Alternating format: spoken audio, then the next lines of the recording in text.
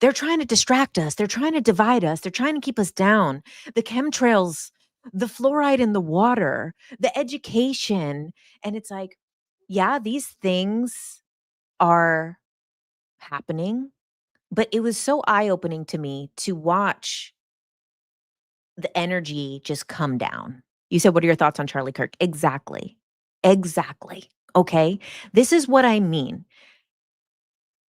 No nefarious force has to distract you.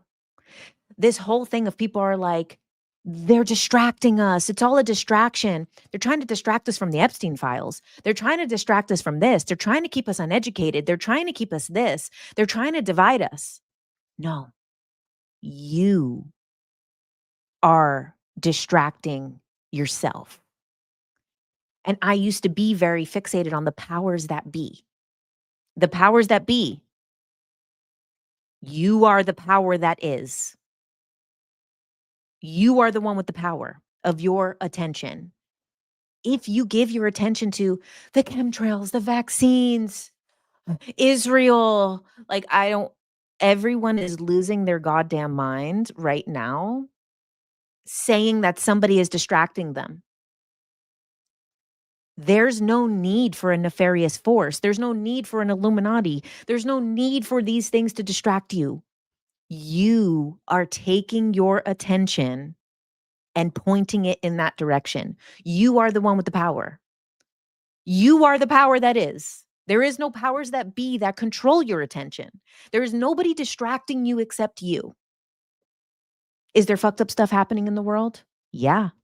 Every day, every moment, more than you could ever keep up. No matter how much you keep up with the news and your phone and everything, you'll never be able to keep up with how many fucked up things happen in the world. But you are distracting you. Who's dividing us? You are dividing us.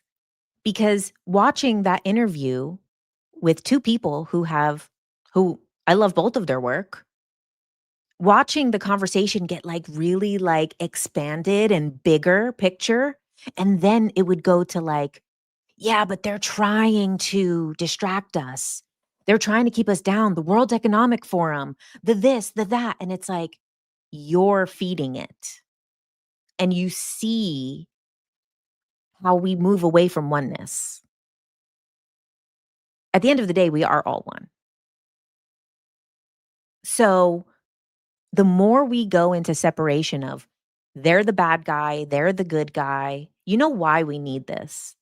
The reason that we need this divisiveness is because it gives people identity. It doesn't mean that we need division to keep us down. No, the self needs division to identify the self. When we identify evil in the world, when we identify the bad guys, it positions ourself as an identity as good. So we are the ones dividing ourselves. If we were to see, you said this is deep. This is deep. This is deep.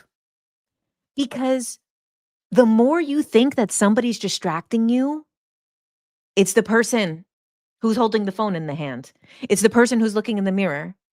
It's the person who's researching the bad thing in the world. It's the person who's reading the news. It's you. You are distracting you. You are dividing us. The more that you see these people are bad, because this is the only way a lot of people know how to see themselves as good.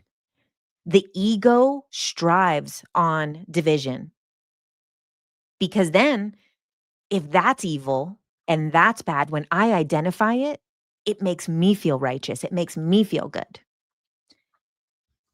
And it also strives on like big enemies. This is why it needs to be like this big collective force. Now, someone asked in the beginning, what is my opinion on Charlie Kirk? I already did a video on Charlie Kirk, and people were super upset, even though I was not divisive in the video at all. And I addressed all different sides of it, because They need to put people in the division boxes and then blame everything on everyone.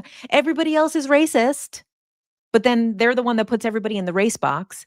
Everyone else, there's demonic, and they're the ones that look at all the evil, bad things in the world and put all their attention and energy towards it. Like, you're the ones creating division. And then so people are like, well, these people are doing the wrong thing. Okay. Why do we judge other people for doing things, that are, in our opinion, wrong? Objectively, let's say somebody's doing something that is, most people would agree is wrong, is a bad thing to do. And they were like, okay, the reason that we judge anybody for doing something different than we would is because we would do it differently. Well, if I was them, I would do it differently. But in reality, when we start to zoom out enough, you are them. If you were them, you would do what they're doing because that's the reality. In the bigger picture, we are all one. So if you grew up in Israel, if you grew up in Palestine, if you grew up in Russia, if you grew up in Ukraine, if you grew up in China, if you grew up here, if you grew up here, whatever your issue is, people care about immigration. Okay, if you grew up on the other side of the border, you would act that way. If you grew up in Israel, you would act that way. If you grew up in Palestine, you would act that way. Because guess what? You are. It is you. You in that situation does act that way.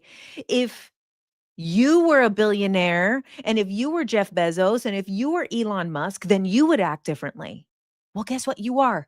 And that is how you'd act in that situation because we are all one. And you in that situation acts this way. So it's very easy for us to look at, from this perspective, how I'd act in that perspective. Well, if I'm in this perspective, I'll never be in that perspective because this is the part of the one that I am. This is the perspective of the one that I am.